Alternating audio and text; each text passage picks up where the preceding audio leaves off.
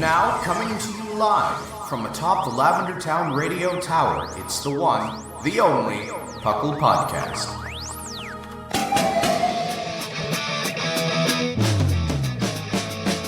It's PUCL! PUCL! It's PUCL! PUCL! Pokemon Underground Champions League, oh yeah! PUCL! PUCL. And welcome to the 563rd episode of the PUCL Podcast. I am your host, Trainer Thatch, here today with my wonderful, magnificent late-night co-host. We've got the one and only R.Sigma. Hello, I'm here, and I'm awake. More awake than usual. I'm definitely awake right now. I don't know what that means. I've been up since 5 a.m., and it's now definitely not 5 a.m. And we've got the wonderful, as always, man of mystery, Mark. Oh, hi. How are you the most tired of all of us? I refuse to believe this. Being sick for the entire week and just being a parent. Okay. It's exhausting. You make good arguments. You make good arguments. All right. So welcome to the PUCL Podcast. PUCL, of course, stands for the Pokemon Underground Champions League, a nonsensical name we came up with in the year of our Lord 2007. We talk everything here, Pokemon, from the trading card game to the video game to everything in between. Yeah, I mean, I will talk to you about TCG if you really want, but I don't think you do. We had an entire episode on that last week. I was going to say, after last week's episode, I don't think anyone wants that right now. I honestly, yeah, I don't know what the response was to that episode. Like, a few people came up to me and were just like, that's great, Thatch. And I'm like, yeah, but the people who don't hate it, that don't like it, aren't going to come up to me and be like, yeah, we like that. Or we didn't like that match. Like, they're not going to come up to me. And which I welcome them to do that and tell me I don't want that. I want more PUCL, regular PUCL, where we talk about. That's what our surveys are for. It's fine. I mean, that's usually what I like. You like regular PUCL? Thanks, Mark. Yeah. Yeah. I mean, that's just me, though. I'm not really much of a TCG kind of guy, so those episodes don't do anything for me. Understandable. You like having money in your pocket. Well, there's also that.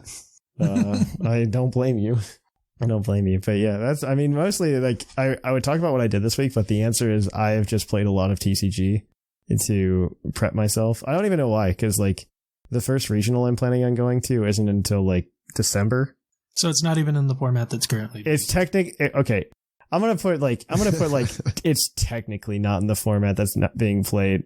Or I'm technically not in the format that's not being played, or that's being played for that regional, because I do not see the new set being super game changing, if that makes sense. Like, looking at the cards that we've seen come out of it, there are definitely some good ones. Like the Lugia is very interesting, but like there are a lot of cards in the next set that nothing's blown my mind like Giratina when it was announced, or like the Zoroark or the Kyurem VMAX. Like, these were all cards that were identified very early on as being like very good. You know what isn't an exciting mechanic? Not having a supporter in your discard to get your abilities. Like, that's what they showed off recently. And it's like, no, that doesn't seem good. Right? That seems so bad. Yeah, it's just, they're doing their best, guys. Okay. Like, they're trying. They're just holding out. They're holding out for the new gen. It's fine. No, it's really like, I really don't want like a giant set anyway at the end. I just want to play my Pokemon cards and have a good time playing said Pokemon cards and calling it a day. But these are just Thatch things where he just wants that. But yeah, that's what I've been doing. I don't want to harp on that too much. What have you guys been up to? It's been a hot minute for both of you. Yeah, it has. I've been doing Dynamax Adventures for Shiny Legends. Ooh. I want to do that. I want to do this on stream. For Shiny Legends. Not for Shiny Legends, but I just want to, so the one thing I never did was like on Dynamax Adventures, I've never sat down and done like an endless one. I've never done it either. I'd love to do it with people on stream. Like, oh yeah, that'd be great. You know what? I'm going to plan on that for this Thursday stream. Oh wait, actually I can't guarantee a stream on Thursday. I guarantee it on October 6th that we will do it, because I am taking October 7th off of work, so it'll be perfect. Oh, nice. Yes, Thatch has too many vacation days, and Monday is technically a federal holiday, so I will be enjoying that. Is it? Yes. It's the one that we don't name because people will complain at us. Yeah, we'll complain. The wrong day. It's fine. Yeah. It's fine. There will always be somebody who tells me it's the wrong name, and no matter what I call it. So I call it unspecified federal holiday number. This is number. It's the October federal holiday. It's fine. Yeah, it's that the one. it's the October federal holiday. It's Canadian Thanksgiving, and Is it? yeah, fun fact. Oh, good to know. Yeah. I want to do that though. Like, I just want to do like an endless Dynamax adventure on stream, and that's what we'll do. That Yeah. we'll do it. I've never done it either. It sounds fun, but you don't get to catch anything during it, I believe. So I know. it's Yeah, weird. that's why nobody does it. But I think it would be fun just to do like as like at least like as a send off. Yeah, just Yeah, to try it just out, Sword and see Shield. what it was like. Yeah, Yeah. be like, you guys had a great idea, but nobody cared, and just call it what it is, you know. And I think it'd be a lot of fun to just try it out and play it. I mean, I also want to catch the rest of the things in Dynamax Adventure. I never got to it because there's no decks, which one makes it very hard to realize what you caught and what you haven't caught. Yeah. Wait, so you didn't finish it? No. I already have the legends. You can import them in, and you never. Yeah. True. I went ahead and finished it. It was pretty easy to do, but I don't know. Yes, I agree with you. It's just, it was more of like a time thing. Like, I don't know that there was a reason for me to finish it. You know what I mean? Like, it's just like, oh, hey, I could sit down and just grind out legendaries I already have. No, that's fair. I don't know. I did it at the time when, like, in Puckle, we were all doing it together. So we all is just fair. worked on it. Yeah. That is fair. Yeah, we knocked it out pretty early. Yeah. Most of the things I ever kept in there were things I already had shinies of, and I remember being disappointed because I did like Solgaleo and Lunala just because it's like, oh, I already got the event for the shinies last gen. I'm just going to catch them so they're not in the pool anymore. And of course, they were shiny first try, both of them. Oh, really? Wow. I was so angry. It's like, I don't What luck. want these shinies. I already What luck. have them. God, what a horrible problem to have. Yeah, right. Didn't want them. Yeah. I would have preferred just getting the Zekrom earlier because it took me like 150 tries or something for that. I really want your problem, Sigma. Yeah. I don't know. I got kind of impatient with shiny hunting lately. I haven't even bothered. I got so burnt out. Now that they have like transfer shinies, it's like, oh, cool. My shinies mean something. So it's like, yeah, sure. I'll put some effort into shiny hunting them, and then I have them for next gen. Yeah. I mean, it's nice to have. I just, for those, I don't know. Yeah. It's like I recently reset for Heatran and BDSP, and that was a regretful time, but whatever. That took way too long. How many times? I don't know how many times. I just know that it almost took a month. Oh my gosh. Okay. Oh my gosh. Yeah. It was bad. It was bad. Yeah. Oh my gosh. Well, you've been up to anything fun, Mark?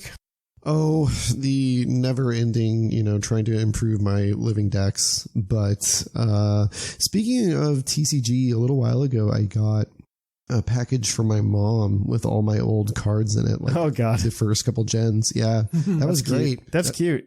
It was a trip down memory lane. I think that was the last time I even touched the TCG. Actually, I would ask you to hold on to those for several reasons, even if you don't want to keep them yourself. I have like a cube list of like some base set stuff Okay. that I want to try to make real. Okay. So it might make my life easier if I can just... I have my own base set stuff that I'm going to go through and see what I have. And then I might start reaching out to people and be like, hey, you got any of these cards that I need from this list of 360? Because like they don't need to be in great condition for a cube or anything. It's just I want to make sure that we can do it. Because like cubes are a lot of fun. I'm a big fan of cubes. Okay. I'm not familiar with what a cube is. Okay. So what a cube is so this happens in several TCGs like Magic and Yu-Gi-Oh as well.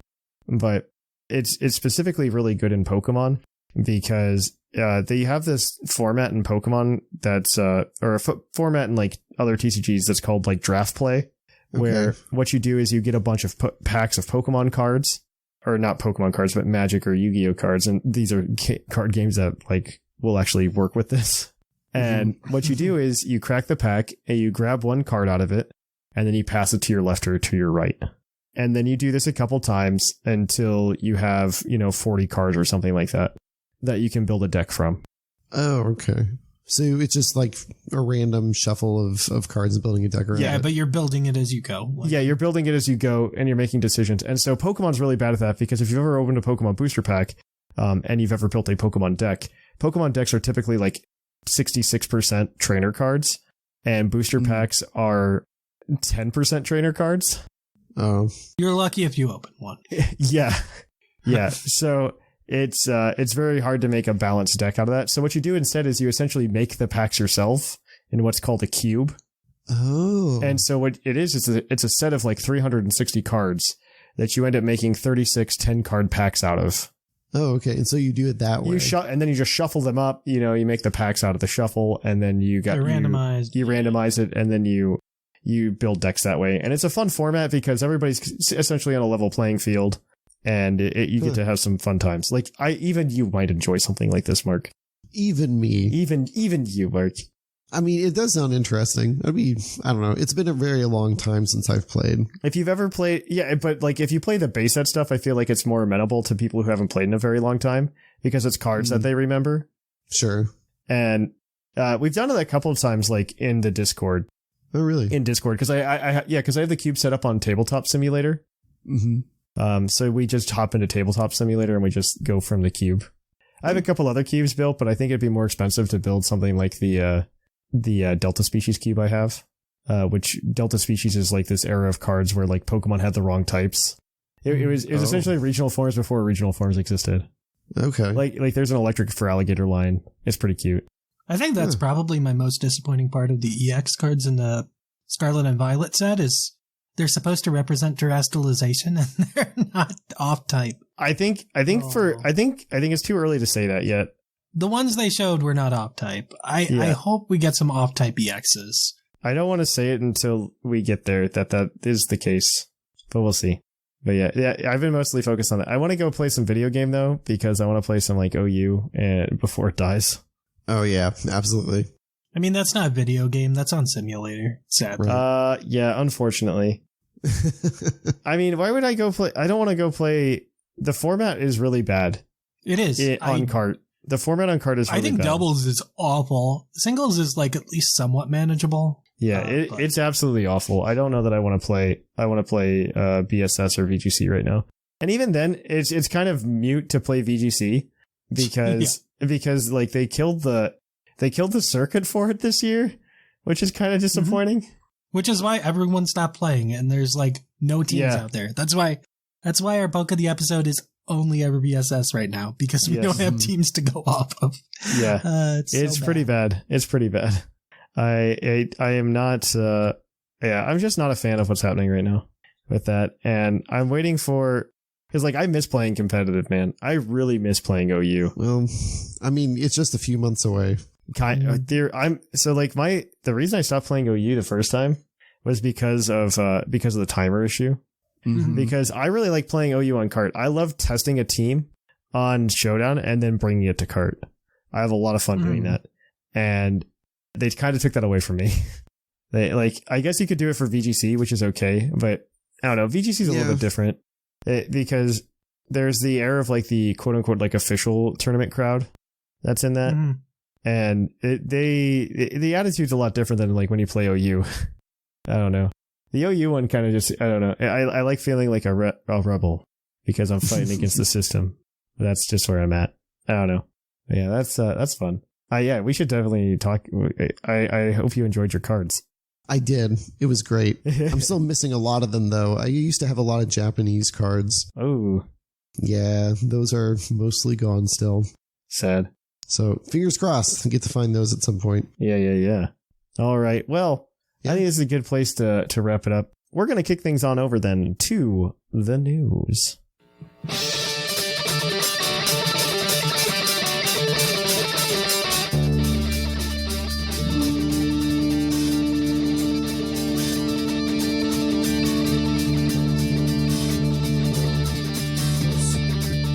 Live from the Lavender Town Radio Tower. This just in. And welcome to the news. We've got a few things to talk about. First of all, Pokemon The Arceus Chronicles is live on Netflix. Also, the next batch of episodes for Pokemon Journeys are set to release on October 21st, also on Netflix, because Pokemon is exclusive to Netflix now. Yeah. Let's move on to not where to find your Pokemon episodes. Ed Sheeran has announced a collaboration song with Pokemon called Celestial. It releases Thursday the 29th, so this Thursday. Okay. Why? Why? I don't understand what they're doing. I'm afraid. I'm afraid. I'm not sure I trust what's happening. It's fine. I'm afraid. I am very afraid. Please stop it, Pokemon. Please don't hurt it. I mean, I would love for Ed Sheeran to just re-release Viridian City, On the Road to Viridian City. I would be into that. Okay, that'd be fine. I feel like if he's covering an actual Pokemon song, that'd be interesting. No, that's the only way. Like, we have that whole album, that whole To Be a Master album, and we have never remade anything but the theme song. Yeah. Yeah, considering how much they lean into nostalgia, that seems like a real missed opportunity. I think you could 100% make a connection between the parents today and like their kids if you leaned into recreating the To Be a Master album. Yeah. Yeah, I think that would sell well. I think it would do well. I think you would get lots of streams on Spotify if you did that. Most of them would just be me on repeat, but it would be, I would very much enjoy that. I'd be like, yeah, To Be a Master, Pokemon Master, you know. I'm into that. All right. Moving on. Yeah. Please tell. Oh no. So Right. Detective Pikachu 2 is, quote, nearing release, according to programmers' LinkedIn profile. So I don't know. I haven't looked into this yet. Yeah, this is new. This is new from you, Sigma. The news broke Friday. Oh, okay. So it's like brand new. Gotcha. This is new to our plate. Oh man. I'm confused by that on so many levels because I assume they just like quietly stopped that project. I hoped. Yeah, I thought they did too. Hoped. Like that whole press release in 2019 where they talked about so many things that just never came out. I just assumed it was a fever dream, and we're done. We're not going to worry about it anymore. It's okay. We'll have Pokemon Sleep soon too. Yeah, it's on the horizon. I heard somebody didn't they talk about that recently or no? Maybe not. I know they were in some data mines recently. Okay. Please just don't. Like, let's just not. Like, we don't need a game called Pokemon Sleep. Hey, they had the toothbrush one. The toothbrush, that one actually did come out, but that was ready at the time of announcement. So that's fair. That's true.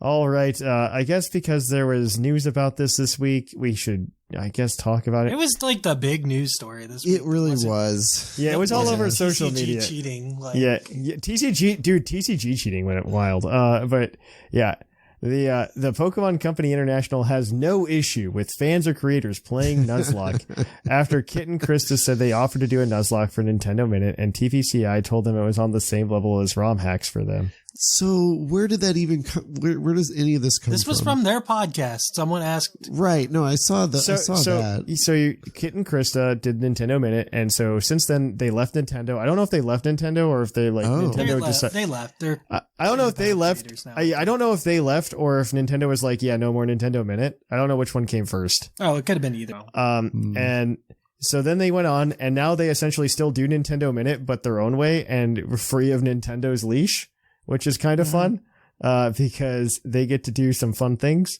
And they get to tell us about behind the scenes too. Yeah, which is really fun. And so they talked about how they offered to do Nuzlocke, and then the rest of the Pokemon community blew up. The internet got upset because they're like, oh, are they saying that we're not supposed to be doing Nuzlocke? Right, right. Like saying this about us? And like, no, Kit and Krista were not creators or fans. Yes. They were official Nintendo PR people. Yes. Like they are in a different category. This does not contradict what they said. Yes. They very well probably were told that behind closed doors. It's like, yes, we don't want people searching for Nuzlocks because when they do, they will. Oh, that's a fair point. Yes. Like, I fully believe that's probably what the actual story is. 100%. No, you're not incorrect. That's 100% what's going on. Next up, Scissor comes out to Unite this week. I assume it's kind of like Dojo does. Where the people get to pay for. I assume that's how it works. Good. I think that I like that. Honestly, as much as a lot of people probably dislike the fact that it was kind of behind a paywall for like the first week, I'm really okay with that because then you can actually go play it. Like, because otherwise it's just kind of messy. Like you don't get to play with it if you don't get there first. But if you buy it and you have a week where you can have exclusivities where you get to try it out, And I think that's kind of fair because you paid for it. I'm not upset about that because, I mean, yeah, as long as you're not buying hollowware, you're not spending too much money on Unite. You're probably okay. Hollowware is a bit expensive, especially the premium stuff. Yeah, absolutely. $40. We do have some TCG news. I'll let you go into that, Mark. Oh, yes. So this is surprising to me, but the TCG is getting released in China. Surprising to everyone. So, okay. Yeah. Yeah, I mean, it's kind of a big deal, though, because... No, it is a big deal. That's what I'm saying. Like, why isn't this...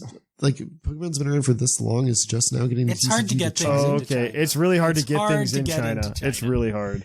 Oh, well, I don't know. I feel like that's a really big market to tap into. I wouldn't be shocked if Pokemon knew this happen. Yes. Or expedite the process. Yes. No, you should literally look into... there were some like, straight up... Like, Nintendo made another company. I believe it was called IQ. Yeah. They made an entire separate company called IQ, where they made IQ consoles, which were essentially just like N64 controllers or GameCube controllers. I forget exactly which controller. That it was like a plug and play system almost. And it's kind of like the stuff you find in her used to anyway. Yeah. And you would go and you would download games to your IQ system, and it was straight up just Nintendo games. Because Nintendo was like sneaking their way into the Chinese market through this other company they had made, this like shell company. They also, during the Wii U era, I want to say, they also snuck in through NVIDIA Shields. Yes. Where there's like NVIDIA Shield versions of Mario Galaxy somehow. Yes. It's kind of crazy. That's honestly surprising to me. I would have assumed that they were just in China. I don't know. No, like they have to slowly get in there. They have Pokemon Unite. They have that weird. Pokemon Quest, and they updated in China too. By the way, that thing keeps getting updates in China. Yeah, the Chinese version has multiplayer too. It's kind of crazy. Yeah, it's weird. Just that we've never seen the across the. Yeah, I don't know why either. I really don't know why. Like I can't imagine it's that hard. But maybe it's like that low on their priority list outside of China that they're just this is not worth it. It was a free-to-play game, though, so it doesn't matter. Well, it's a free-to-play game, but free-to-play, but not... You still pay for things. Like, that's what they want you to do. They pay for it. I think it was a cap game bucks, and then they stopped things. Oh, it was that one. I do remember that. Really? You're correct. No, that's what Pokemon does a lot with their free-to-play. Like, they did the same thing with Picross was like that. The Picross game and the Rumble games. Yeah. The free-to-play Rumble, yes, was like that. Yeah. Where it's like, once you paid enough, you just got like... Yeah, they're just like, here's daily gems. And it was essentially like the price of a game. Like, if you paid the $30, which was the price of the game, $40, something like that. You would just be fine. So, yeah, I don't know. China is like a market that they've been trying to break into, though, for a very long time. So, this is probably like a long time coming for them. Yeah. Well, good for them, I guess. Yeah. Pokemon is probably very happy about this. So, moving on, let's go talk about Pokemon Go. Okay, they announced that the October 15th Community Day is going to be a Litwick evolution. Everyone likes shiny Litwick. Everyone likes Litwick. So, yeah. Yay. And tell us more, Mark. Tell us more. So, Pokemon Go's Fashion Week will run September 27th through October 3rd and will introduce Marini and Shiny Furfu into the game. It also adds costumes for Absol and Diglett, and you get to ruin your costume Kurogunk from last year by evolving it. Yay! Yeah. Pokemon Go. Yep. It was short this week. Yeah, good. Next week. Oh, no. It's a new month. We get new news. It's fine. All right, so Puckle's Poke prediction. Will they ever go back and fix bad shinies? Do you think there will ever be any other cosmetics added to personalized Pokemon when battling? I think inevitably they'll be able to wear a hat. Like have that be a thing. You're probably would right. Love some kind of dye Sadly. system. Hollowware, but in actual Pokemon will happen. I guarantee you. It's a microtransaction that's waiting to happen. Don't say that. Don't think it into existence. I'm saying it because I'm always wrong, and I want it not to happen. I would hate Incineroar less if I could see it differently each time. Same with Landorus. If Landorus had like goofy glasses on sometimes when I saw it, I probably would hate it. I think Pokemon Stadium is on the right track because when you used to nickname your old Pokemon, they would change colors based on their nickname. I wish that was the case, but I don't think it'll ever go back. I mean, we have what we have. Yeah. Some of the shinies might change because they did fix a couple. Like I think Combuskin got fixed. Many are they fixed? In Gen 8, I think Combuskin got fixed. Really? I thought they haven't changed any of them in a while. Because they did all those like Gen 1s that they redid. No, they updated Combuskin Huh? Okay. in Gen 8. Yeah, if you look at Combuskin's Gen 7 shiny sprite and Combuskin's Gen 8 shiny sprite, they are different. Mm-hmm. The thing that baffles me is how different I think it's Shiny Staryu is in Pokemon Go versus like actual games. Yeah, Oh. that is a lot. Because I think its shiny is like whitish. In the games, it's like it's a color. Pokemon Go got the better shiny somehow. I wonder if it's just because they have like a pure form of the 3D model or something. I don't know. Oh, it's green. Well, then we messed up. We don't know what we're talking about. Yeah. It's white in the actual games. It's green. It's weird. Yeah. So, I don't know. I don't think they're gonna go back, but it'd be nice if they would one day. No. I would love if they were to introduce palettes like Smackers. That's not gonna happen. That's not happening. No, it's not. Yeah, That's not I gonna would happen. want sort of alternative shinies. So I they think that would be kind of great. tried to do that in Gen 8 with like the square and the stars that nobody cared about. But that's like yeah, nobody cares. Like you give them actual different colors. Yeah, I like know. make that a thing. That'd be awesome. Tier 2 shinies. They're back to the original rarity value of 1 in 8,000. And, yeah, that'd be good. And then you can have an item that can give you the old shiny one. It's like, we can give you like an item that can make your Pokemon. No, stop. All right. Well, this is a good place to stop. Let's kick it on over here in a minute. Not even a minute. Let's just kick it on over to Puckle's Poke Quiz, where we're going to quiz your co-host on their insane Pokemon knowledge.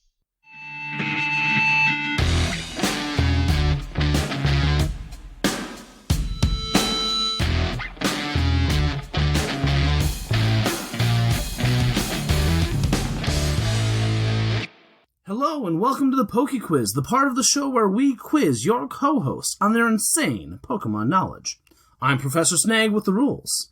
The co-hosts are working together as a team to answer 5 Pokemon-themed trivia questions that you, the listeners, have submitted on the Discord server. Each question is worth 1 point, with Pokedex and multiple answer questions worth more, for a total of 7 points. The hosts can use a free hint at any time. If they get all the answers correct without using the hint, they can cash it in for an 8th point. And welcome to Puckle's Poke Quiz. We are very close to ending. Sigma only needs 28 points today. It turns out that I forgot to remind Liger that we needed questions this evening. And Oh no, manga question is coming. yeah, you know what he did actually? He actually deleted all of the questions that I asked last week, so that I only have 1 choice instead of 2 choices. As usual. So I just know that there's a manga question in there. It's been there for a while or something. There actually, I don't know if there is a manga question left. Oh no, there is. All right. Okay. So if you guys are ready, Sigma only needs 2 points. If Sigma crosses that line, he wins the trivia segment and he gets to cheer himself on. And Mark gets to take his carryover points. I do want to remind everybody that after we hit 30 points this time, the new cap for co-host is going to be 40 points. So whoever gets to 40 points the first time after today will be the new winner of Puckle's Poke Quiz. So without further ado, we are going to jump right on into it. Our first question is going to come to you from Gus. What is the only starter Pokemon line that does not keep the same hidden ability across all 3 evolution stages? Eevee does not count as a starter Pokemon in this context. That's fine because it's Tepig. It goes from Thick That to Reckless. Oh, does it? Yeah. I didn't ask that last Okay. week because nobody would have known it, but Sigma would know that. Yes.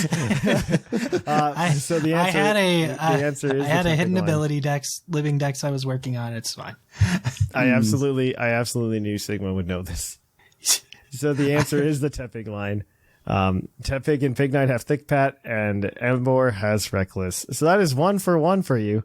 Next question, and the trivia crown is yours, Sigma. We should get a crown made and make you guys send it to each other across the country. All right. Our next one is going to be from Fable Flygon, and it is the dreaded Pokemon manga question. Ooh. In the Pokemon manga, what character helped Mewtwo escape after being created by Team Rocket? I want to say it's Blaine. But Blaine. I'm not sure. Yeah, it's Blaine. Are we? We're I know confident? Blaine We're is confident? like. I know Blaine is connected to Mewtwo in the manga. That's why. Yeah. And I'm pretty sure he lets it go because I feel like he's a Team Rocket scientist. He's right. I think his DNA is part of Mewtwo or something because he gets sick in the Johto arc. I feel like it's Blaine. Yeah, I second that. Blaine is correct. If anybody didn't know the manga and they heard you two explain that situation, they would just be like, what is this? What is happening? The Pokemon manga is the craziest official thing that exists. I love it. I feel it's I feel like the only other option in that question was Mr. Fuji. Yeah, no, that's true. Which is probably confusing people even more. Because like Mr. Fuji is not a character anyone thinks of ever. Right? It's fine. I think you know what I think of Mr. Fuji the most from? The Pokemon trading card game. The card game. Yeah, because they had a card that was Mr. Fuji. And Mr. Fuji. I just remember that trader card. That's all I remember of Mr. Fuji. Yep. Same. Mr. Fuji. All right, so I actually do have two options for this next one, which is your Pokedex entry question as always. Also, by the way, Sigma has crossed the threshold, so yay! Yay! Now I'm in the lead. Now every point Stress you is get here is gone. you're going to help Let's go. Mark get even farther ahead. All right, so this next question is your Pokedex entry question as always. You can get up to 2 points here. And so we're going to jump right on into it. This one is going to come to you from G. McP.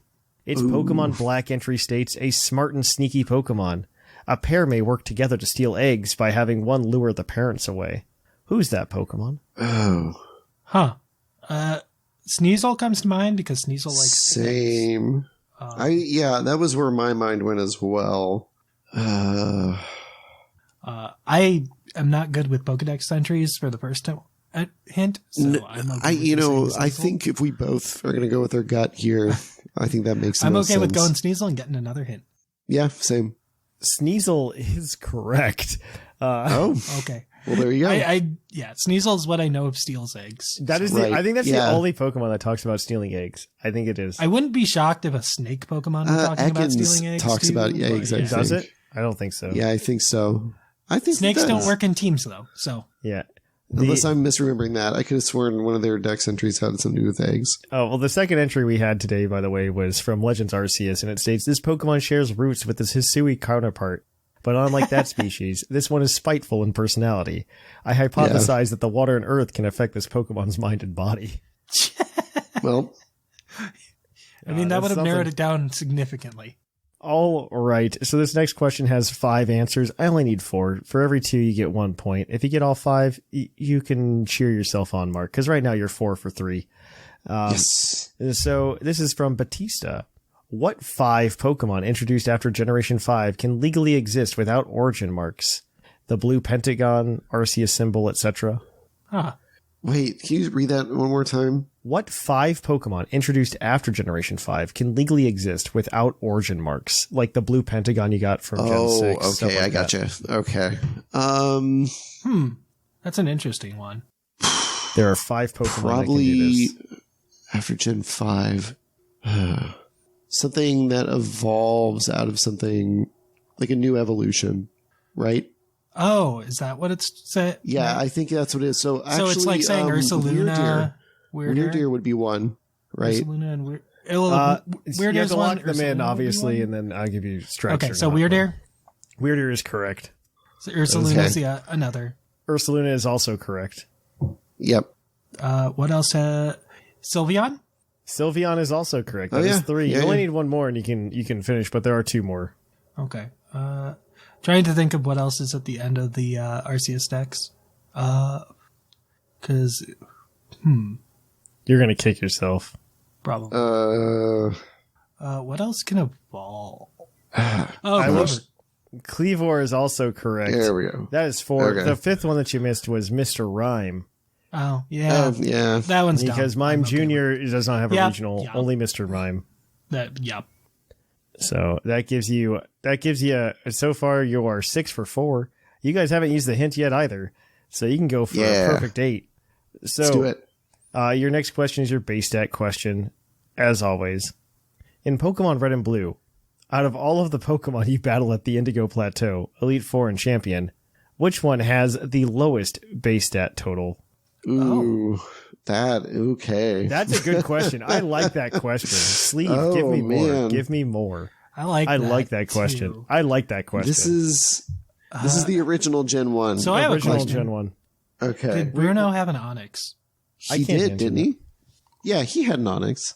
Like, that's got to be it, right? Okay, let's think.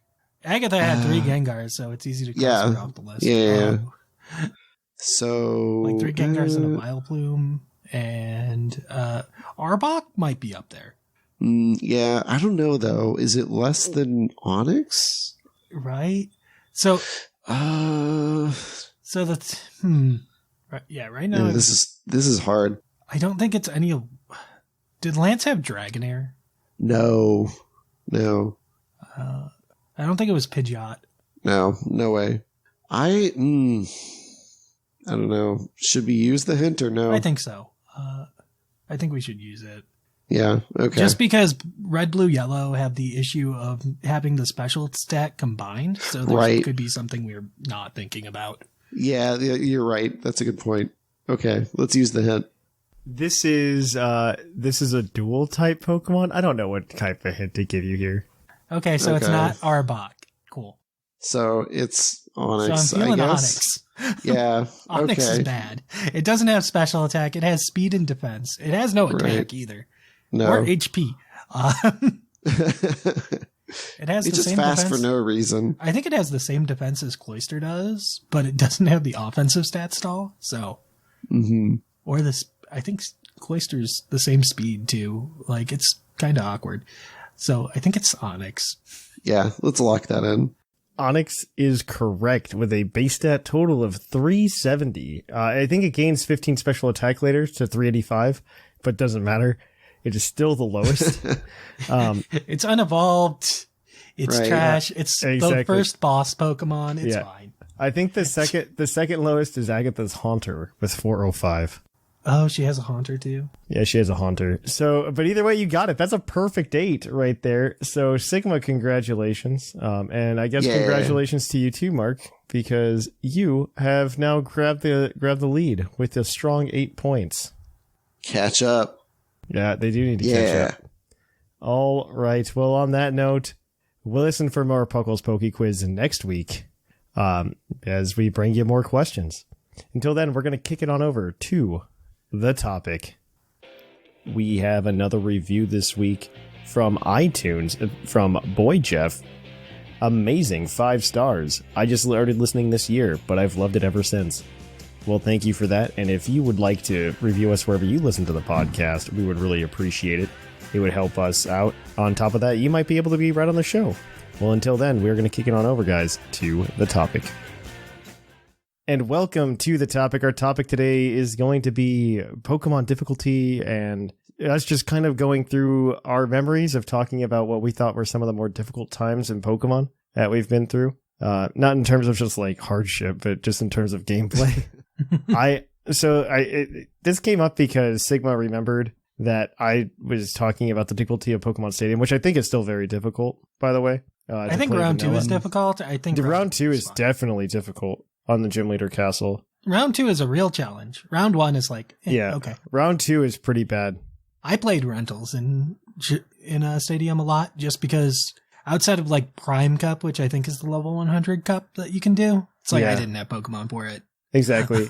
No, there's some actually like really good strategy guides on the internet right now for like playing those cups and like which Pokemon to go get and optimize. And I'm gonna sit down and do them, but what they really recommend, and I kid you not, is because Gen 2, because of its horrible level scaling, you get access to a lot of Pokemon at super low levels. Like you can catch a level 15 Gengar in Gold and Silver. Wow. Yeah. Oh well, you can catch a level 15 Haunter, which you can turn into a Gengar. Okay. But like you can catch like a level 15 Haunter. In Red and Blue, you still had a lot of stuff that was like lower level than its evolution that you could catch, but it's way more egregious in Thanks to in Gen 2. Yeah, it's way more egregious. So they just recommend you do that. So makes sense. It makes things a little bit easier, but I'm debating whether or not like I want to play through Pokemon Stadium and do it that way, or if I want to do it like the legit way. You know I'm what I mean? looking forward to rental randoing, but that's just me. I'm not looking forward to the NSO release at all, but that's a completely different thing. I do want to talk about one of the things that I think was one of the more difficult things in Pokemon, and it's not Pokemon Stadium. It was Pokemon Battle Revolution, which is a game that people forget existed. Oh, you needed to. Oh, You could not use rentals for that game. Honestly, if you didn't EV train either, you were just boned. It was Like, hard. It was very hard if you did not EV train. Like, the way I see Pokemon Battle Revolution, because a lot of people were really upset with it after seeing Pokemon XD and Coliseum, I was very enthused with it. It was a good battle platform. It was really good post-game. Fair. It was essentially like a Battle Frontier. Yeah, exactly. It was just Battle Frontier, and I think it's a really good model. If Nintendo ever wanted to bring back a Battle Frontier, of a way to implement one is to just do Battle Revolution again. I have a lot. I mean, there were some issues with that. Like, they put rentals in, but it was like really in the most like half put together. The rentals were like Monferno, Prinplup, and Growl. Yeah, there were like, I think there were 12 rentals, which was insane to me in Pokemon Battle Revolution, and I really disliked it. I don't know. Pokemon Battle Revolution is just like, it's got so many things that it's so bittersweet for me. Because one, it was the last game we got that had an announcer in it, which was great. Two, the animations were actually pretty decent. I was pretty happy with those. It also lets you do Wi-Fi battling in what I thought was a much easier manner than even on cartridge, which was really nice at the time, considering that like Wi-Fi was brand new. I just realized like very recently that like friend codes I just remembered those, and I was like, why did we used to deal with that? We still have friend codes, but we don't need to use them for Pokemon anymore. I love the new system. I honestly really love the system of just like type in 8 numbers and you're good. Yeah, I do too. I love it. I think it's great. I have a lot of very fond memories, but it is difficult. It is really hard to play Pokemon Battle Revolution without EV training a team. It's incredibly difficult. It is incredibly difficult, but I really love it for that. I mean, Pokemon Stadium's kind of the same way, where like if you try to actually play the cups, it does get hard. Especially with like the level requirements and everything that there are there, which I thought was a little too much to put into a game of that type. It was definitely geared towards us as kids. Especially with like one-use TMs too. Like it was a bit much. Like Little Cup was hard. Yes. Like getting a Little Cup team together was not meant for Red and Blue. Yes. It was absolutely insane to me. But I don't know. It is what it is, I guess. It is what it is. I don't know. But yeah, Pokemon Battle Revolution is just like a game. When I think of like Pokemon difficulty, that's what I think of. I think of how difficult it was to play Pokemon Battle Revolution, because it's exactly the challenge that I think modern day Pokemon fans are kind of craving. If they could just bring something like that back, I think it would go over incredibly well. Yeah, I think it would just be great. I don't know. Do you guys have any like particular moments where you just like had difficult times in Pokemon? I mean, we could complain about Ultra Necrozma because that was a terrible decision on their part.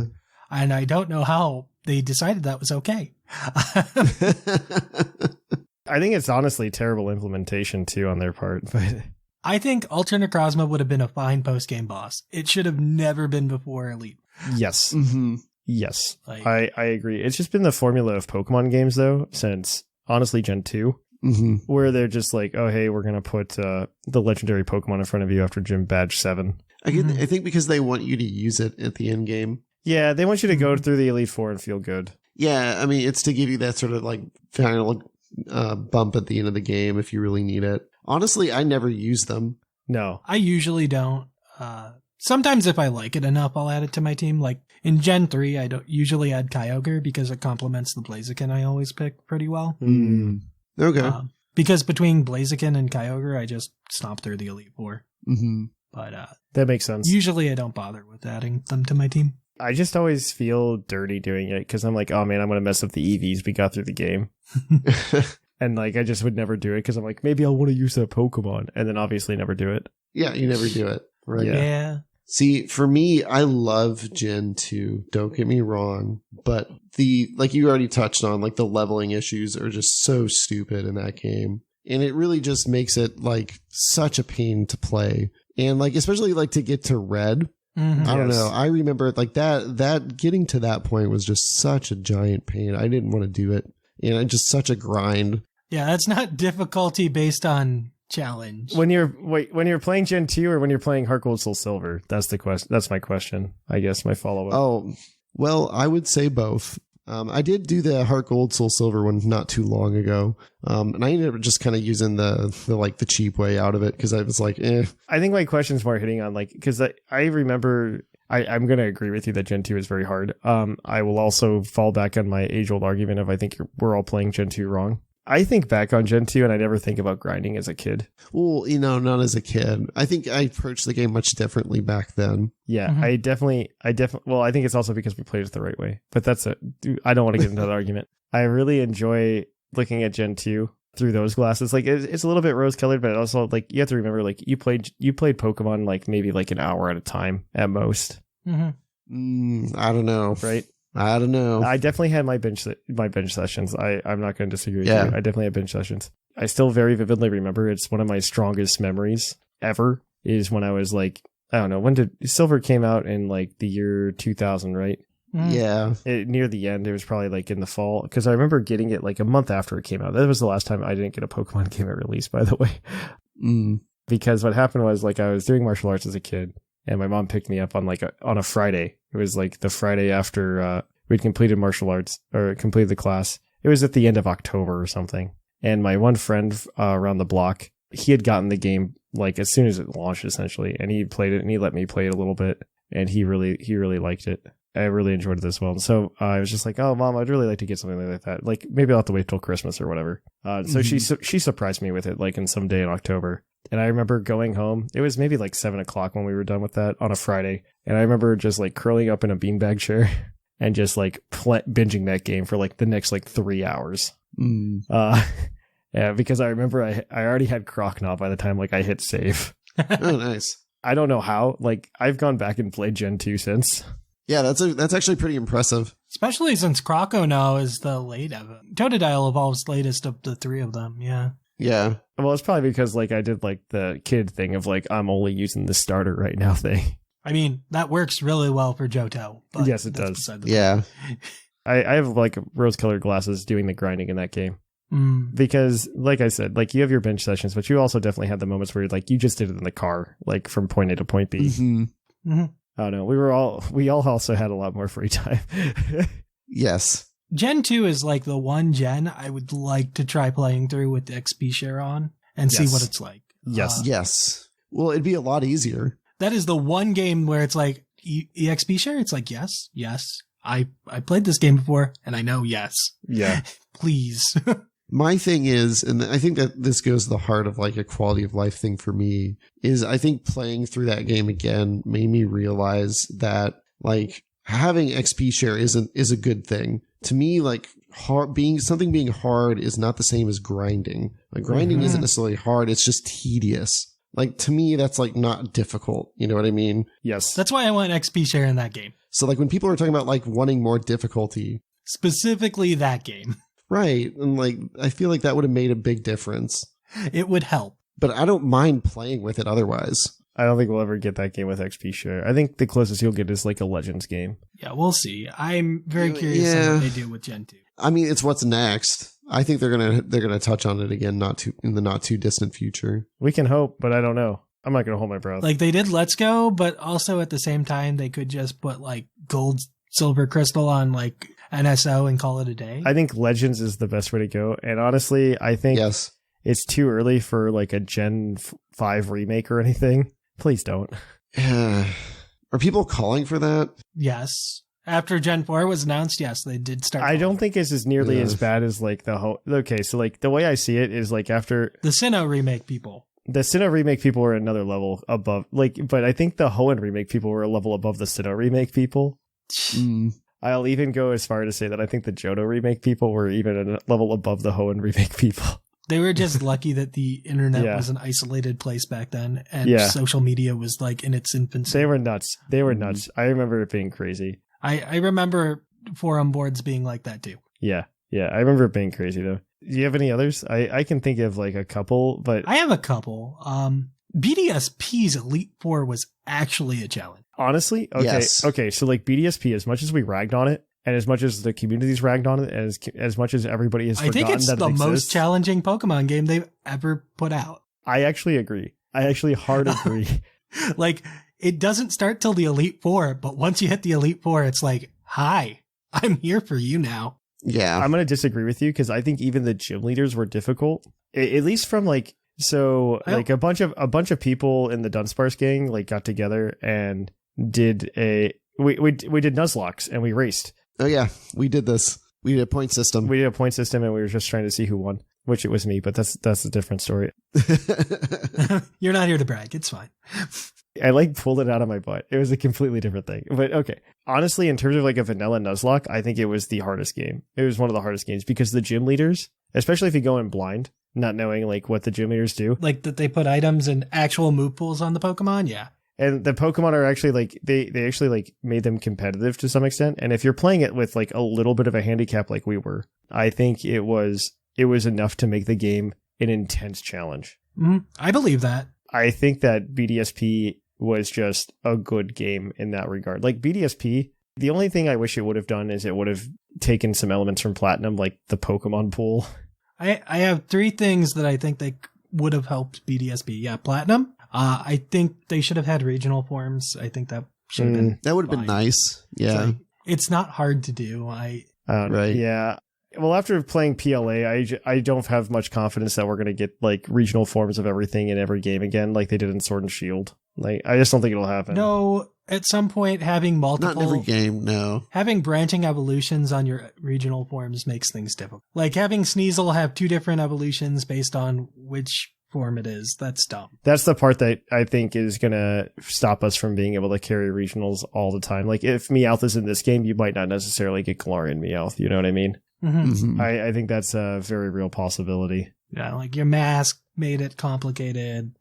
Oh, yeah, Matt. Let's not even start with that. I mean, I also really like the way that they're hosting their ecosystem anyway right now, where you it kind of keeps that relevancy for older games to some extent. Being able to go back is cool. Yeah, that's a really big deal. It's kind of like a forced relevancy, which I don't know that I entirely agree with, but it's kind of cute where if, let's say I was working on a like a national dex in home, like, and I wanted to collect them all, which is still my biggest pet peeve is that you can't do that. Like with just home Pokemon games that connect directly to home, which I'm hoping that Scarlet and Violet fixes. I think it's kind of cute that like, oh, if I need Runeregis, I need to go play Sword and Shield. Mm-hmm. If I need Weirdeer, I have to go play Pokemon Legends Arceus. So this is how I've been doing my living decks. Is like getting them from their original, gens for everything, because like that's why I'm cleaning it up, because I want it to be, I don't know, I just think it's more interesting that way. I agree with you. It's more interesting to engage the games, you know. I agree with this. So yeah, I totally understand the sentiment. I think it's I think it's cool to do that. At the same time, I do miss like the national decks being in every game, but it is what it is. Yeah. I mean, there's nothing we can do about it now. It's just, you have to kind of encourage the ecosystem to be better, like you're saying, and be more interconnected. At least that way, then it'll be a little more interesting to play everything together. Yeah, I think it's a little bit more interesting that way. There are definitely some other issues, but I don't want to worry about those. Yeah, on the topic of Sinnoh's Elite Four, have you seen the move pool they gave Driplim on Plaint? I don't remember. Maybe I do. I will tell you exactly what it is because I pulled it up because it's something special that Game Freak would never let happen. I think this literally happened because Ilka got some kind of free reign, and I think it was like just the move pools. So here's this Driplim. It's got Unburden, Strength Sap, Minimize, Baton Pass, Will-O-Wisp, Citrus Berry. Yep. Oh. No attacking moves. They wanted to make sure the AI did not attack and is literally just here to set up and baton pass. Dude, there was 100% somebody at Ilka that was a competitive Pokemon player, and they sat down and they made all those sets. Cynthia's Milotic is a thing of nightmares, too. If you did not use X items, you were not beating that on a physical edge. And even specially, it was taking hits. Like it took like three Thunderbolts from my Jirachi. Like it wasn't going to go down. It's crazy how terrifying they made these Pokemon. Yep. Mm-hmm. Yep. Absolutely. And another one of my favorite things from BDSP's challenge pool was what they gave Byron, I believe. His Aggron, his Rockhead Aggron with Head Smash and a Choice Scarf, and that's it. No other moves. You're not messing with his AI. Dude, I'm telling you. He's clicking Head Smash and he's killing something. I'm telling you, these guys had a competitive Pokemon player on their staff, or multiple, And they're just like, yeah, we're going to like, and TPCI, they like somebody in a meeting goes, wait, we can't change anything. And they're like, well, maybe then somebody had it in their mind. They go, what about the move pools? And then somebody's like, yeah, sure, whatever. That's fine. Yeah. And you can have items too. And then it's like, and Cynthia's a terrifying beast now. It's like, she was already that scary. Yeah. It just made her worse. But yeah, whenever I hear people complain after BDSP is released, it's like, there is a challenging Pokemon game right here for you. Like, I do actually agree that Pokemon BDSP is 100% a challenging Pokemon game. Yeah.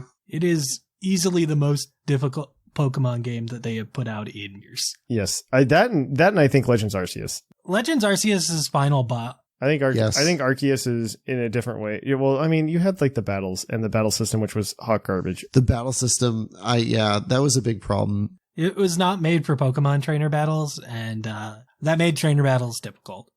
More difficult than they needed to be. Yeah, I think the battle system is garbage. I really hope they come up with a way for us to like evolve a Stantler in another game. And same with Ursaluna and stuff like that, because Hisui and Quillfish, because there's just no way that I am ever going to do all of those things. That's right. Oh, do the headbutts 20 times or whatever. Strong mode head bashes and do it 20 times with the agile style. Yeah. Well, they're going to have to change that. That's not going to, continue over. I could see the Pete block coming back, but yeah. I could see it being where like these Pokemon just get locked to these games. Oh, like you never get a Weird Ear again. You can only get Weird Ear from Legends Arceus. Like maybe Weird Ear's in another game, but you're not evolving a Stantler in this game to do it. I think you'll be able to evolve Ursaluna. I think Ursaluna will happen only because Teddy Ursa is a Pokemon and it's just a straight evolution. I don't know. Maybe they'll let you do Stantler too. They can change these. I mean, if they change it, they better change Melmetal and Meltan and just make it a Thunderstone. Right. Please, for the love of God. Because that's one of the most frustrating things to me in the entire world, is that the only way to evolve Melmetal is in Pokemon Go. Like that's insane to me. I think it's like 400 candies too. Yeah, it's not that bad because like you can just get it to spawn as an incense type deal around you. Right. But like right. It's still like, I don't know. It's a pain. Yeah, it's just an unnecessary grind, tedious. right? We're going back to grind. And it's just unnecessary. Aren't fun. It's unnecessary and I don't like it and it should stop. Yes. Please no more. But yeah, I mean, talk about hard Pokemon games over there. I don't know. I don't know if there's anything else that I faced that's been too difficult recently other than like other than tutorials. Tutorials? Okay, I just hate the tutorials that we've gotten in modern Pokemon games. The Alola tutorial. Oh no.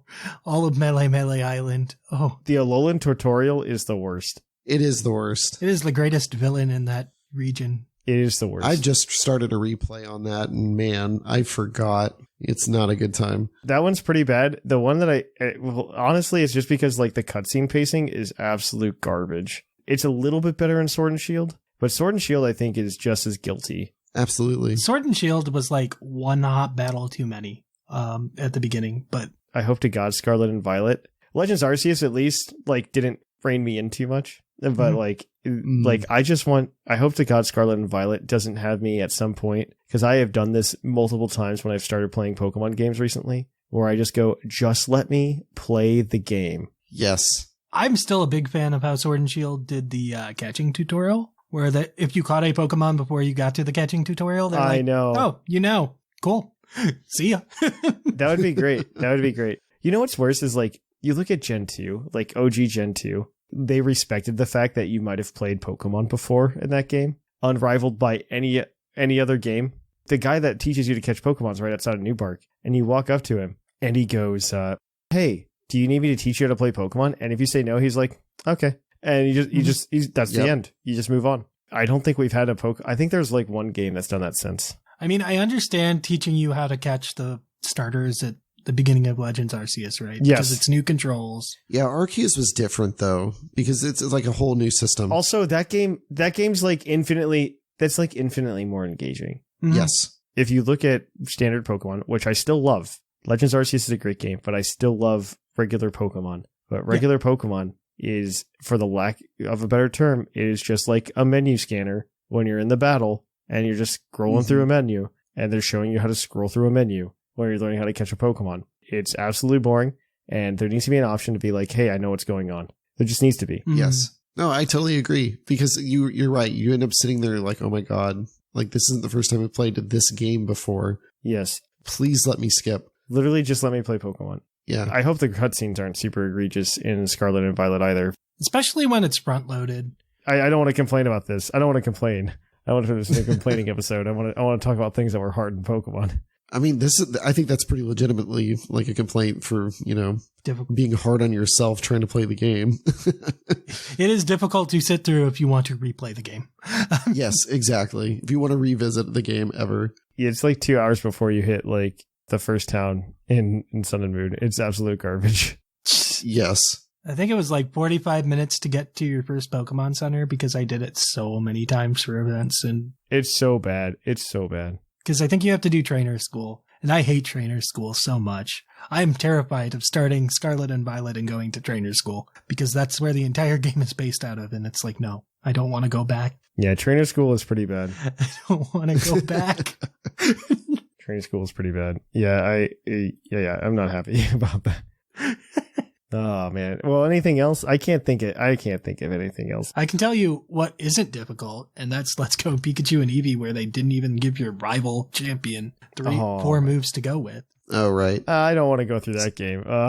I don't like acknowledging it happened. So the one thing, I'm going to take a little bit different course in this. Sure. I would say like the one thing I find really difficult in a way is engaging with Pokemon Go. Like it's one of those things that I was talking about this in general the other day with Tank. It was like, if you do it, like Pokemon Go is made to be played with other people. But if you don't know anybody like locally who plays it, it's like there's no mechanisms to find other people in the game. So they're trying. It's not great, but they're trying with their little new social media outlet. Was it the campfire thing? Yeah, their campfire thing. Yeah, and I don't know much about that. And if it works, it's great. But that's kind of silly. Like, I don't know. It's frustrating. Like, Go isn't that crazy of a game, anyways. But it's such a grind as it is. I mean, with all the millions of experience you need to get and everything else. So, like, I don't know. Not being able to do, access certain parts of the game, like high level raids, because you don't know anybody locally, is just it's such a pain. I agree with you. I use an app to just do distant raids and call it a day. Yep. Oh, really? Yeah, there's an app for that. Oh, good. Unless you want Celesteela, then don't use the app. It's not. Yeah. I had a friend who did it. He waited in that line. You waited for those 2 days to pass. Yeah. Got in. He waited in that line. Yep. But still 180,000. Yep. Hi, Ryan. It's a good time. I don't want to call that difficult. Pokemon Go is difficult. It's just, it's a grind. Like the whole game is a grind. If you're not trying to I feel like everything wants you to become a social club for it now. Mm-hmm. And I don't need a social club. I just want to do it. Yes. I just want to do it. Like, I would love to just be like, hey, my name is Thatch. I'm going to go play Pokemon Go. I don't need to make 10 other friends who play Pokemon Go to make this a successful outing. Yes. I don't like that. That's not what I really like. I mean, I do appreciate that they weakened Mega Raids. Yes. They weakened Mega Raids. Thank God. Because that was unnecessary to be as difficult as they were. Yeah. I don't know. I feel like they're just shooting them in the foot by making it so difficult. I'd buy more raid passes if I didn't have to get as many people to help me out. Yeah. Like I did Mega Aggron and I was surprised when there were like 10 people in the raid. So I ended up getting like 200 candy right away. And it's like, oh, cool. I got all in one go. I don't have to do this again. That was great. That's good. It is what it is. I don't know. But yeah, I guess the mailbag question next week is, what do you find most difficult in Pokemon? Yeah, what were your most difficult experiences? Yeah, whether it's in a game or maybe it's something like how difficult it is for Mark to get into Pokemon Go. Or you have difficulties replaying games because the tutorial's hard. School terrifies you. The tutorial's not hard. It's just you really just don't want to. It's hard to sit through. The hole in your wall from you banging your head is still there, and you haven't fixed it since last time. Walking up and down Route 1 for the third time. Yeah, right. Right. Oh, it's so frustrating. All right. Email us those at puclpodcast.com. Until then, we're gonna kick it on over then to our Pokemon of the episode. We will catch you all on the flip flop.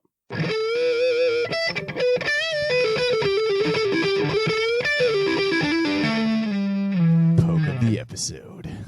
And welcome to our Pokemon of the episode. Our Pokemon of the episode this week is National Dex number 596, Galvantula, the Ellis Spider Pokemon. I hate this. Okay, continue. How did it get that name? It lays traps of electrified threads near the nests of bird Pokemon, aiming to snare chicks that are not yet good at flying. Oof. Oh, Everything that we just said in the past 30 seconds terrifies me. The Ellis Spider Pokemon, that's like the dumbest classification I've ever read. yeah. What I don't. Yeah. Where did that name come from? I've been reading Pokemon classifications for the past 7 years on this show, and that's the first one that I'm just like, what? Because like the rest of them are just like, oh, the shellfish Pokemon. It's just like, well, Blastoise probably isn't a shellfish, but that's fine. And this one's just like Ellis Spider. This is something that doesn't exist. We just made it up. And right. It's just butchering the word for electric. yeah. And you know what's worse? They know what they're doing because the E and the S are both capitalized. Right. Like they know what they're doing. I think they just gave up. Yes. I think it works better in Japanese, is my guess. 1000%. Because it's probably just a couple symbols, and 100%. they couldn't put electric spider in English because it doesn't fit. So we had to shorten it. Okay, but either way, Galvantula is a Pokemon.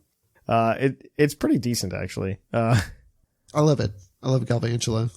Yeah, I mean it gets sticky webs, which is good. It's got base 108 speed, which is also good. 108's pretty fast. You're gonna zoom. Base 97 special attack. Gets compound eyes as an ability, so you can hit thunders more accurately. Additionally, it also has Unnerve and Swarm, which you would never run, but it's got them. So yeah, compound eyes, so you can get 91% accurate thunders, which is nice. Bug Buzz, access to Bug Buzz, dual stab is really good. Mm-hmm. Yeah, it's a good Pokemon. It also gets Energy Ball. Yes, it does. It's got decent coverage. I mean, it's got a good physical move pool too, but its physical attack's like base 77, so why would you ever do that? Yeah, it's not good. Why would we ever do that? Defenses are also garbage at like 60 base and 70 HP, so like it's meant to come out. Like we had a term for this back in Gen 4 bingo card. It was called the suicide lead. That is what Galvantula is here to do. It is here just to go out, set up some webs, and then maybe get a thunder off again. Like it's a good suicide lead. It's doing its job. You're never coming in to clean up with this guy. No. But this team is just an update of last week's team. So patrons get like an updated 3 Pokemon, I guess. And it is a team. We're going to go ahead. We're going to break it down. So we've got a Galvantula with the Focus Sash. He's got compound eyes because all his job is to come in, cause a little bit of chaos. He's running Thunder Wave, Sticky Web, Lunge, and String Shot because his job is just to cripple your opponent. He wants to come in, he wants to set up a Sticky Web, and then maybe set up String Shot depending on the team and the opponent across the field. He could also just want a Thunder Wave to get the pair on something else. Yeah, and then Lunge just gives you a defense drop, right? It gives a defense drop. It gives you an attack drop. An attack drop. I'm thinking not liquidation. Liquidation, yeah. I'm thinking liquidation. It might be liquidation you're thinking of, yeah. I'm thinking liquidation. Because liquidation and Lunge came out at the same time and they were both on Arachnid, so I always get them confused. I just always get them confused. I mean, it's rough because most bug Pokemon running a physical move is probably going to go for U-turn. Yeah. Yes. That's kind of where the issue goes. It's like, oh, I could run Lunge on my Pheromosa, but no, I'm clicking U-turn. That's Yes. And U-turn's base damage is way too high for what it is. Yes. Isn't U-turn like base 70 or something stupid? Like It is. it is so high. Oh, I guess the other issue with Lunge is that it came out the same gen they buffed Leech Life to the moon. Where they're just like, we've kind of just let Leech Life not be good. And then they were just like, yeah, and they're just like, how about we don't? How about it be better than Drain Punch? Yeah, right. So much so that they had to take it out of Zubat's move pool. Poor Zubat. He struggled his whole life with that, and then they take it away from him and they give him Absorb, and which is worse. Which is objectively worse. At least it was a physical attack, guys. And then you gave him absorb. All right. There's also a Zacian on this team that's spec to outspeed Garchomp and just nom them. It's Zacian crowned because Zacian. Intrepid Sword, 172 HP, 252 attack, 84 speed. Adamant Nature. Behemoth Blade, Play Rough, Ice Fang, and Wild Charge. This thing is just meant to hit and hit hard. So it's having a good time. Yeah. It is an absolute good time. No, it's not. But this team at least has Pokemon that aren't the other Pokemon that are always on these teams. We don't have the Kyogre and Yveltal to hang out. Yeah, It's thank fine. God. Yeah. We're in a dry spell. Oh yeah, because nobody's playing this format, man. Nobody's playing it. Yeah. I think singles has a lot more population than doubles this season. So next up we have our Xerneas friend from last week, who was the physical Xerneas with its max attack, max speed. This time though, we're running Life Orb because we need to be able to switch our attacks. Apparently the choice band was nice, but not quite there. I think it's the same move pool with Play Rough, Close Combat, Rock Slide, and Horn Leech. Xerneas doesn't really have that many options physically, but it covers well. Yeah. And then we have the new edition, Zekrom, with a weakness policy. Max speed, Jolly Nature, with 108 HP, 148 attack. Yeah, we have the weakness policy, so we didn't have to go max attack. Dual Wing Beat, Fusion Bolt, Bolt Strike, Outrage. Usually you're probably going to go big with the guy and take a hit, and then you're going to hit real hard after that. Yeah. Zekrom's actually a really fun Pokemon in singles. I don't think it has any presence in doubles. I just like Zekrom. I think he's a cool Pokemon. Yeah, no, yeah, even Kyurem Black is just garbage. Because the problem is Kyurem Black is semi-balanced compared to Kyurem White. But the problem is they get tied together and they have to be in the same format all the time, so it always gets overshadowed. Yeah, just because Ice blends itself better to special attacks. Same with Dragon, really. Yes. You don't want to click Outrage because odds are a Zacian's going to come in on you and kill you afterwards. Zacian's the worst Pokemon to happen to Pokemon. I hard believe this to be true, is that Zacian is the worst Pokemon to ever happen to competitive Pokemon. I think it is worse than Mega Ray. Yeah. I'm not 100% sure, but I think it is worse. Yes. I would agree. Because it doesn't have technically Mega Ray didn't have a quad weakness either because of the stupid airlock. I would agree. Or Delta Stream, but yeah. All right. Take us home, Mark. Take us home. Well, so we have Ho-Oh with a red card. Its ability is Regenerator, 4 HP, 252 attack, 252 speed. It's got that Jolly Nature action. So fast. It is a fast boy. No, that's fast for a Ho-Oh. That's really fast for a Ho-Oh. It is. What's up with that build? Is. We gotta click sub. So we got Sacred Fire, Brave Bird, Substitute, and Recover. So, It must just be made to hit sub and then try to go big. It might have had to be that fast to just outspeed a -1 Zacian. Yeah. Oh, okay. That might be what happened. That's very possible. I don't know what the speed stats are. I don't know how fast a -1 Zacian is, but Zacian is a very fast Pokemon. Ho is also the best counter to Zacian too. It's one of the best. Now they're running Wild Charge because Kyogre are everywhere, so it's less as good, but yeah. I know. It's only on a third of Zacian's, so. Oh, at least the next one's fun. That speed 100% has to beat out speed like a Zacian or something. You go ahead. I'm gonna do the math. Okay, so we are ending it with Groudon. Some leftovers. Ability is Drought. EV, so we got 12 HP, 244 attack, and 252 speed, with some Jolly Nature. Also Earthquake, Stone Edge, also with Substitute, and Bulk Up. So yeah, that is pretty fun. Yes. But yeah, what's the situation with the speed? I'm looking it up right now. I gotta put it in. What's the fast nature for that? We want Jolly on a Zacian, and then we're gonna put a Groudon in there, and we're gonna call him Uber Double Dance with 252 speed. Was that a Jolly Groudon? Yes. Okay. They both needed to outspeed 156 for some reason, or 155. They are at 156. That is not. Then wait. Oh, this is level 100. Let me go to level 50. Yeah, what is a -1 Xerneas? Or Zacian. A -1 Zacian is at 146. Okay, so maybe it's Calyrex is what they need to outspeed. Is that faster? It's 150 speed instead of the 138. A 148 for 150 speed stat. So I don't know. I don't know the answer. It might have just been like, yeah, I don't want to do the math. I just know how it goes through. I want to outspeed the Scarf Kyogres at -1. Yes. Because rounding. Maybe that's it. Maybe that's it. I don't know how rounding works with the...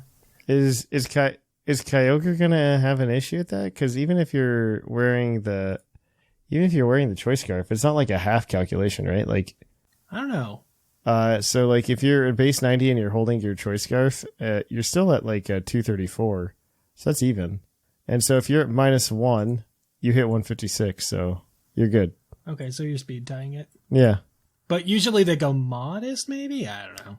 I don't know the answer. Well, either way, this team's fun. If you want to get some of these shiny Pokemon, I'm going to see there's a ton of them already on the bot for September. So we're going to see which ones aren't overlaps, and we'll give you those. And if there are overlaps, we'll find something else to give you.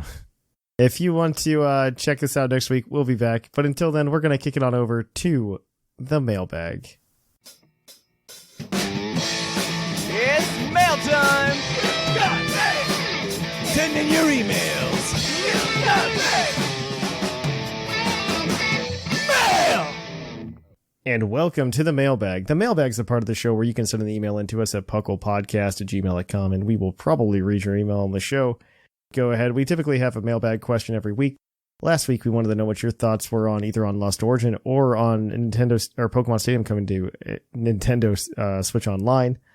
So we got a couple of emails about that. Of course, though, before I begin, I would be amiss to say that this segment is brought to you by the fictional energy drink Green Tauros, the energy drink that gives you hooves. Hooves.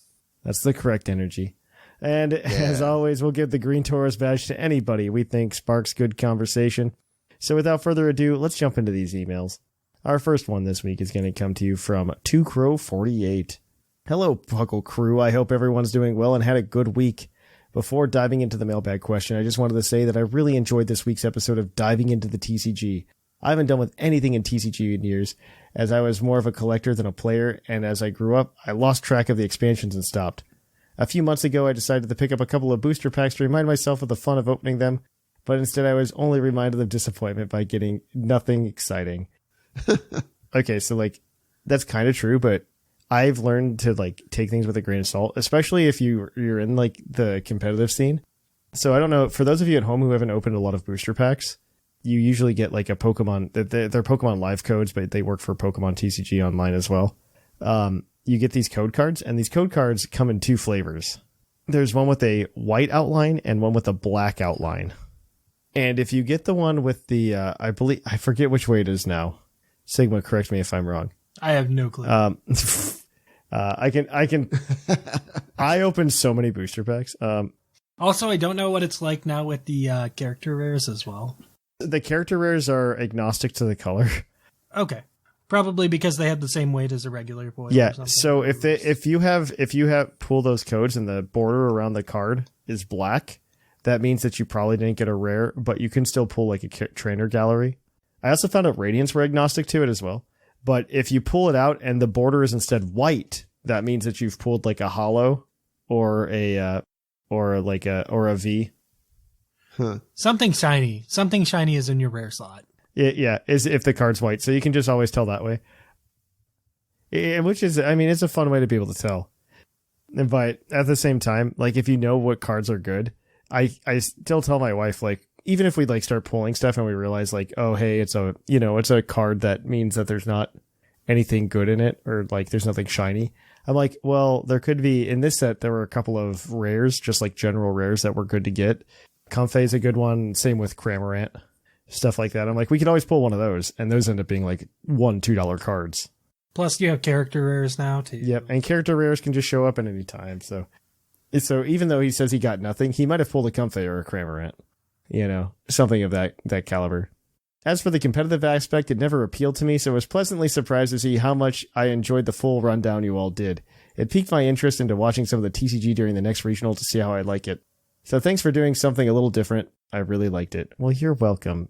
That's great feedback. I like that feedback. Nobody has sent me an email yet saying, I hate this, Thatch. You're a terrible person. I've only received the iTunes reviews. So, no emails. That must mean we're doing something right. As for this week's mailbag, I can only speak to the Pokemon Stadium being released on Nintendo Switch Online. I found it a little amusing how people were expecting some sort of transferability. Back when the N64 was announced as the next expansion, the few people I could talk to about Pokemon, it's laughed at by most of my social circle, were excited about Stadium and Stadium 2, being obvious choices, but I always felt it was unlikely because of the opinion that Red, Blue, and Yellow and Gold, Silver, Crystal were needed in order to make the stadiums worth playing. That is a very valid opinion and a very correct one. As mentioned in the episode, only being able to use the horrible stock Pokemon is a terrible way to play the game. Sure, the minigames are still fun, but to me, that's a little like buying a desktop computer so I can play solitaire. There's easier ways to access the games. You are 100% correct. I feel bad for those disappointed by the news, but this is something Nintendo should have thought about ahead of time. I think Nintendo is honestly just like running out of good Nintendo games. Like N64 games. They were running out of good Nintendo games that aren't rare, because they seem to be doing like one rare game per drop. Yes. And this time it's GoldenEye instead of like Diddy Kong Racing or Banjo-Tooie or Donkey Kong 64. I'm surprised they haven't done those. That's really surprising, actually. Like I said, they've been doing one rare game per thing, and this is the second one. They did Banjo-Kazooie first, and then now it's GoldenEye. I'm surprised they're doing all the Mario parties at once. I'm okay with that. I like Mario Party. I really do. Are they okay, so I didn't pay attention. Are they allowing you to play Mario Party online? I mean, the same way online works for NSO, but yeah. So like, could you and I play Mario Party together is my question. Yes. Okay. You can't play with randoms on it, but yeah, you could play with people on your friends list. That is all I care about. I do not need to play competitive Mario Party. I need to play Mario Party with you. You can play with people on your friends list, yeah. The NSO just lets you do that. That's all I care about. All right. What the announcement did do, however, is inspire me to dig out my N64 and copies of Stadium 1 and Stadium 2 to see if I could finally defeat the games. Now that I understand proper team balance and training, I've been creating teams on my ancient copies of Blue and Silver. That is, once I looked up how to replace the dead internal batteries. I hope you did do that correctly. I know a lot of people will just like rip the batteries out and like tape a new one in, which will technically work, but you do like, it's just improper. If you're actually soldering, like, good on you. The soldering's not that hard for the soldering work is actually not that bad. If Radio Shack still existed, I'd say go pick up a soldering iron at Radio Shack and you're fine. Like, you could buy a $10 Radio Shack soldering iron and do all this work. I'm like half electrical engineer, so I like to do this kind of stuff for fun. No longer will I have Pokemon like a special attacking Kingler. What was I thinking? But actual teams, a standard chance of finally going the distance. I didn't know special and physical when I played Gen 1 and 2. I don't think anybody did. You're just like, Bubble Beam. That's what Kingler should run. I mean, Kingler doesn't have a good moveset until Gen 4. Yes. As always, thank you for the great podcast and take care. 2Crow48. Well, thank you for that, 2Crow. Our next email today is going to come to you from Soap. So Soap says, "What's up, old Puckle? Soap here.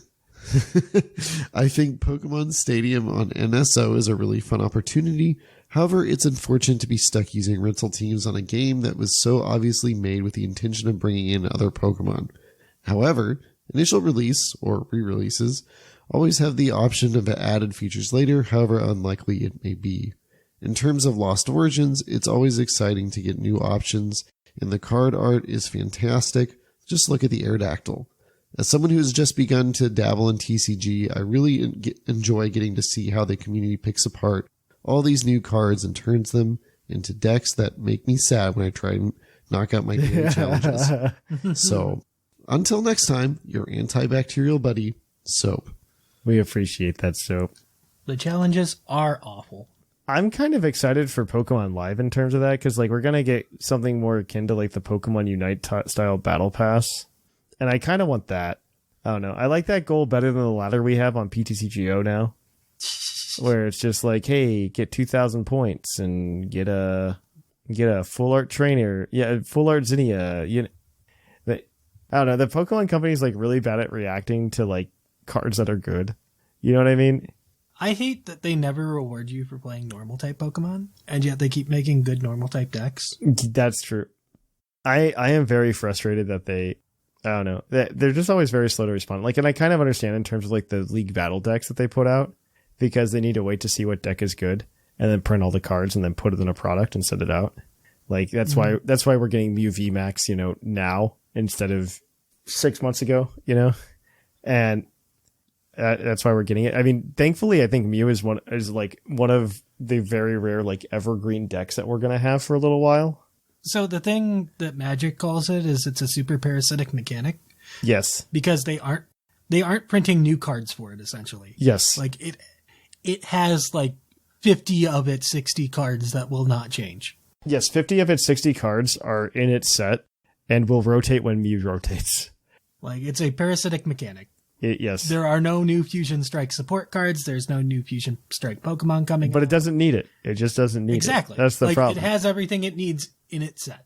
And it functions very well. So, yeah, I honestly would recommend picking that up. Like, if you want to get into the TCG this next year and you want just like a deck that's good, I would just pick up Mew. Honestly.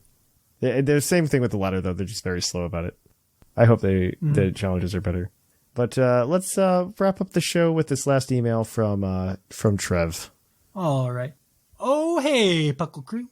Trev here. I think the main reason we should be excited about Pokemon Stadium is the minigames, correct? Yeah. That's the only reason to be excited about it. Though I will say it's a little sad that you don't get to use Scissor, but Yeah. You get to play the games at least. Like, that's what I used my transfer pack for. I used it to transfer Scissor into the minigame. I do remember that. Somebody actually asked that question somewhere, and I really liked it as a trivia question for like PokeQuiz.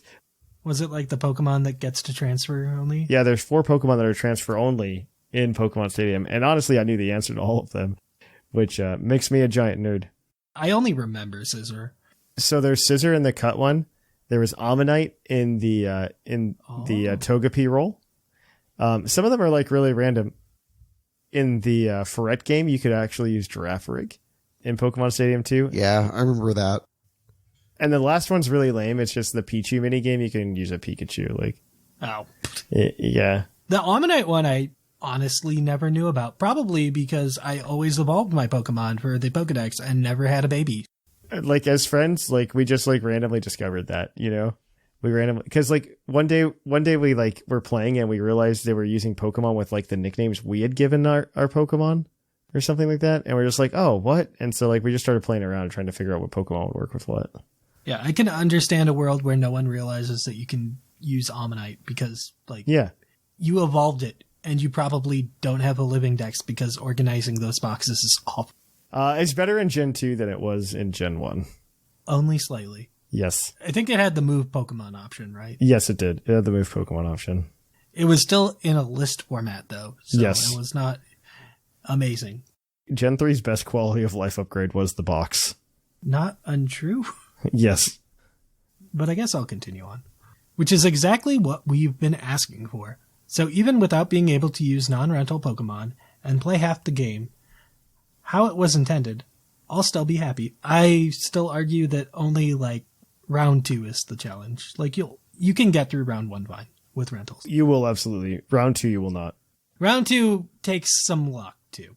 There's a reason that the speed run for it is like 18 or 20 hours. It's dumb. Ooh, really? Yeah. Well, one, there's like a million battles and animations take forever. Okay, to be fair, there's only like 2 records for it. If it makes you feel better, Mark. One of them is Worcester, I'm sure. I think they are all Worsters. Worcester is the one person who... He is insane and he hates his life.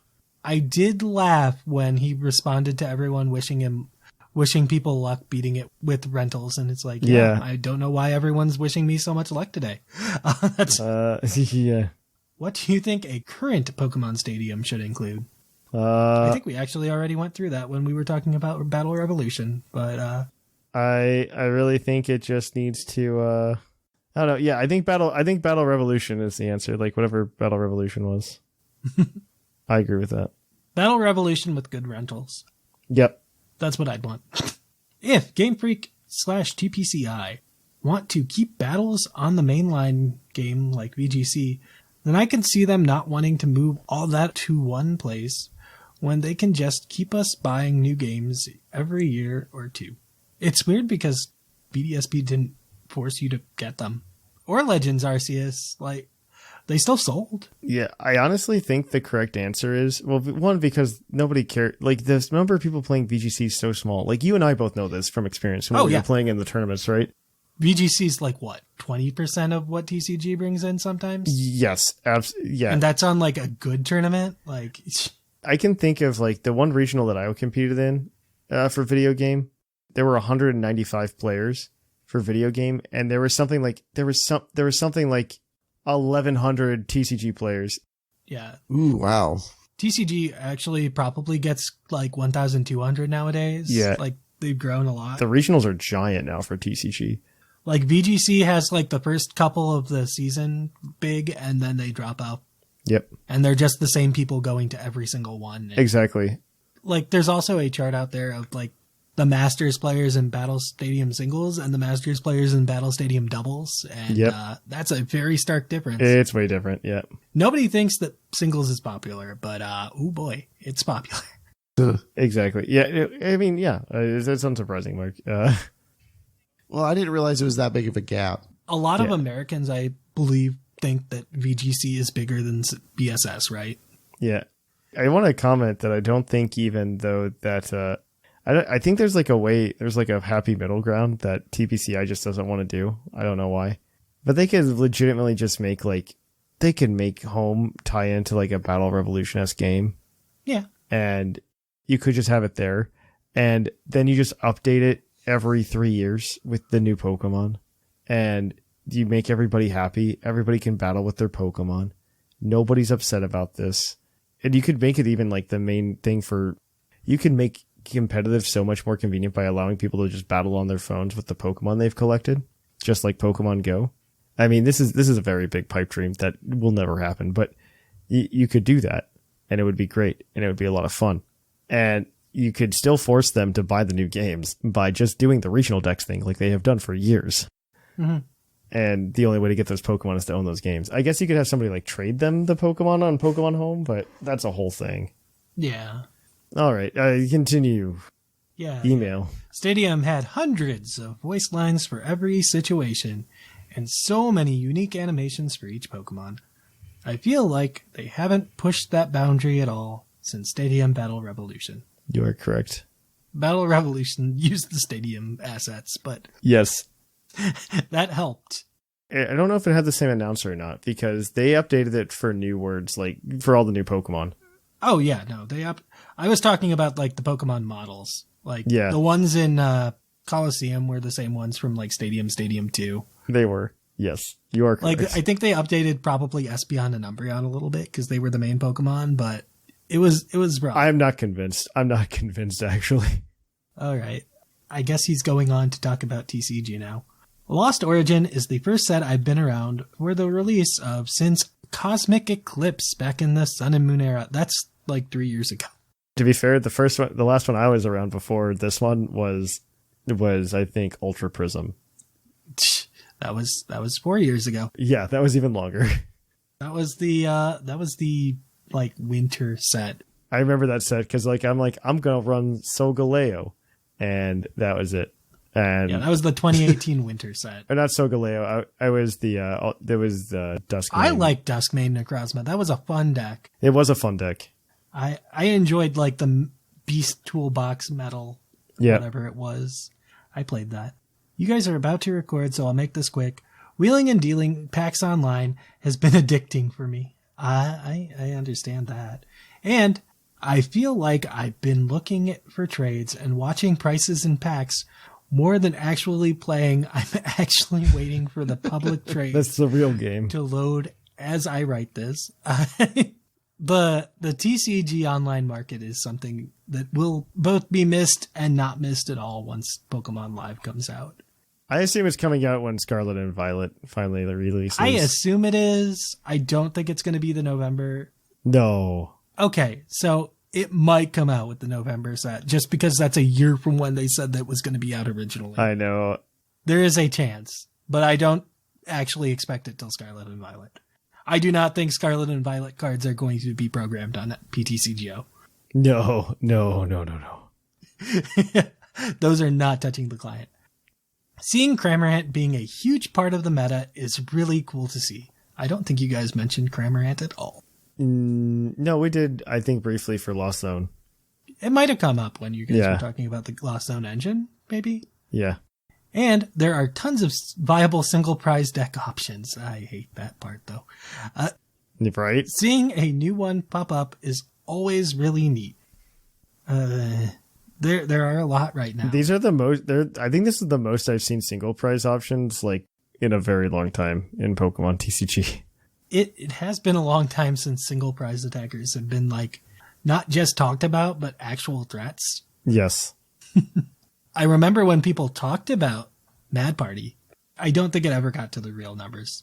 Yeah. Granted, competitive was dead, so it also didn't help. But I don't think that Night March was as oppressive as this either. But yeah. No. Well, I mean, that's because any amount of spread damage murdered Joltix. Yep. Everything had 50 HP or 30 HP in that deck. Yep. Any amount of spread damage just ended its life. My favorite deck has been Clefairy deck, charging 10 energies in a turn in an emergency, pushing all those energy onto a Weirdeer for a burst of 400 damage. I'm going to note that Weirdeer does damage based on the number of energy attached to it. And, ow. Yep. It's 40 per. Yeah, ow. I wonder how they'll include Terra types in the Scarlet Violet era cards. Will it be like Delta Species, an item-like card to change type, or something else? I'll catch you all next week, Trev. Wonderful. Well, I think I want to give it to 2 Crow. Yeah, Sounds good to me. I agree. Done. Done and done. If you want to email us next week, please do at puclpodcast@gmail.com and let us know what you think was some of the most difficult Pokemon you've ever played. We're going to go ahead, though, and end the show here. But before we do, of course, feel free to hang out with us at our Discord at pucldiscord.com. You can, of course, follow us on social media over at Twitter, Instagram, Tumblr, Facebook, where we love to talk to you guys as well. Of course, you can always catch us on YouTube at youtube.com/c/puclpodcast. You can, of course, catch us on Twitch on Tuesday and I guess probably not Thursday this week, but over at twitch.tv/thepuclpodcast. I'm probably just going to play TCG this week because I want to go play in late night again and try to do a better job than I did last week. And then, of course, you can go ahead and support us on Patreon at patreon.com/puclpodcast. Get access to shiny Pokemon and whatnot. It's a good time. We really do appreciate you folks helping us out over there. But on that note, I have been Trainer Thatch. I've been R.Sigma. And I'm Mark from the Dunsparce Gang. And here in the Lavender Town Radio Tower, it is most certainly closing time.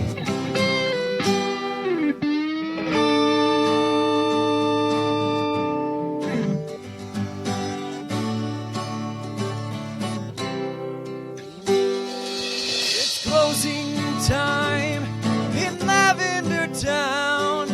Time to say our goodbyes. It's closing time. Farewell, my friends. I'll catch you on the flip side.